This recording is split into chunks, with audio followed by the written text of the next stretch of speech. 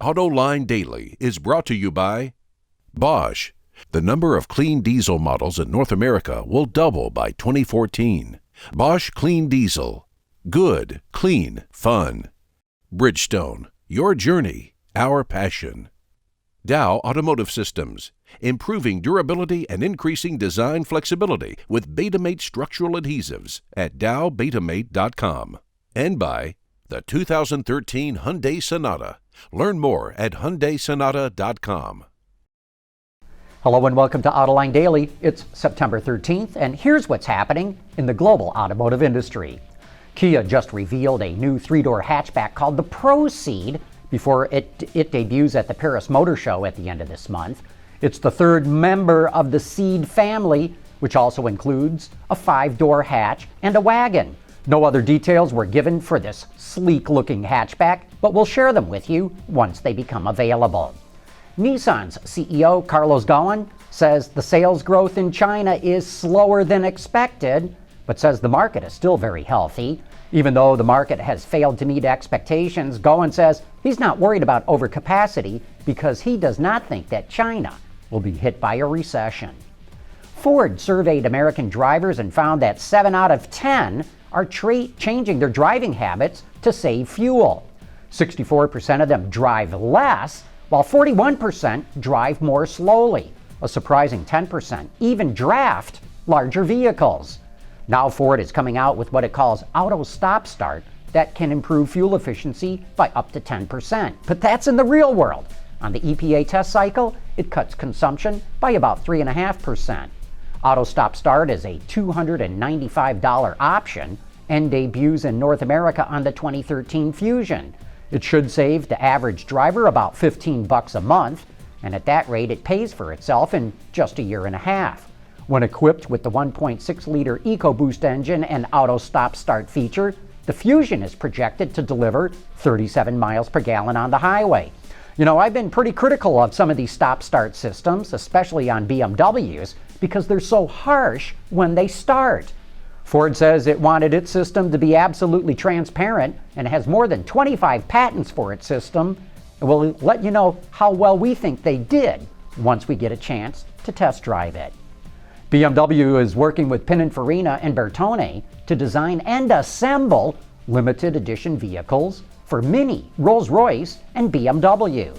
Bertone confirms it is developing two Minis that will be introduced in a few years and also participating in a Rolls-Royce project, but Pininfarina has not yet confirmed that it is working with BMW. And in related design news, Bentley has a new director of design. Luc Donkervolke is taking the reins from Dirk van Brakel, who has gone on to work with Walter de Silva at the mothership, Volkswagen. Donkervolke started his career at Audi back in 1992. Over the last 2 decades, he's worked all over the VW group, with stints at Lamborghini, Seat, and Skoda. Some of the designs that go to his credit include the Murcielago and the Gallardo. Say, there's a fascinating comparison in the October issue of Car and Driver magazine between the BMW M6 convertible and the Camaro ZL1 convertible. Get this. The Camaro is 133 pounds lighter, it has 20 more horsepower, 56 more foot-pounds of torque, and has a lower center of gravity. But the BMW accelerates faster, outhandles the Camaro, and gets better fuel economy. What gives? I always thought the car with the better power-to-weight ratio would always win. Though Car and Driver doesn't provide the answer, I think this shows that the torque curve and gearing play a critical role in any car's performance. And sure enough, the M6 develops peak torque at 1,500 RPM, while the Camaro hits the peak at 4,200. Coming up next, it is time for You Said It. You know why I pulled you over, ma'am? I need you to recalibrate the Doppler shift on the return signal.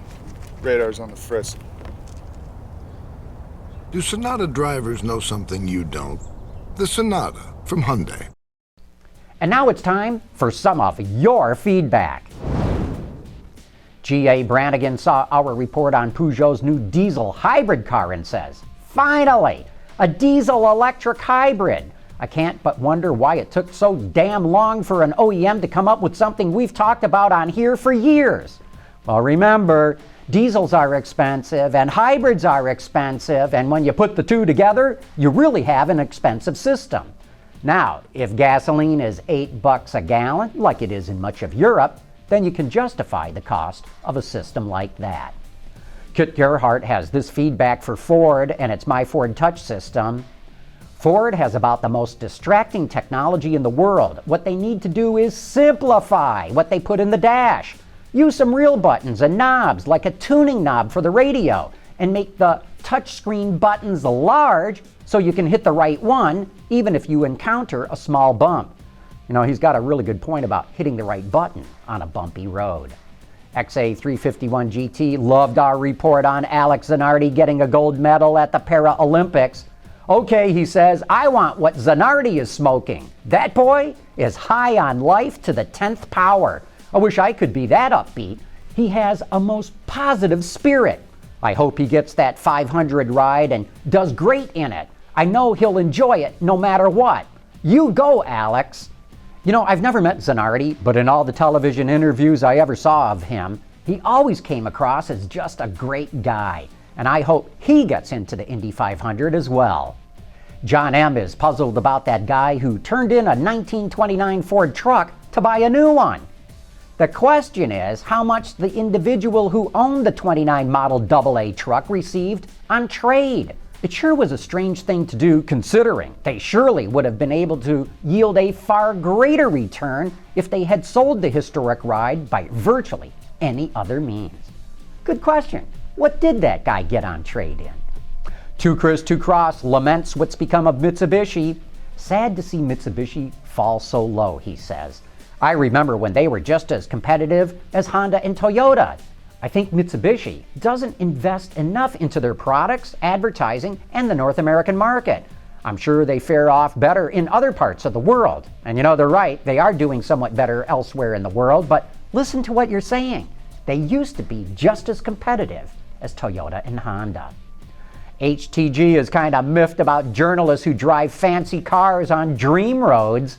Who drives their car where the journalists roam free? I haven't been invited to a soiree at the Corkscrew or to the coast of Spain. I drive in the suburbs and it blows 24/7. Come on, HTG.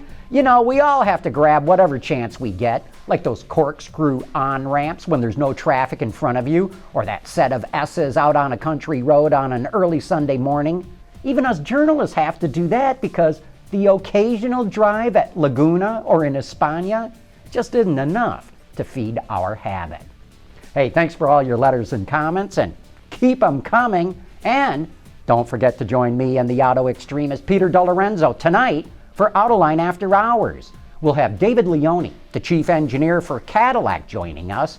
So if you want to know what kinds of products that Cadillac's working on to take on Mercedes, BMW, Audi, and Lexus, make sure you catch that show. And that wraps up today's report. Thanks for watching. Please join us again here tomorrow.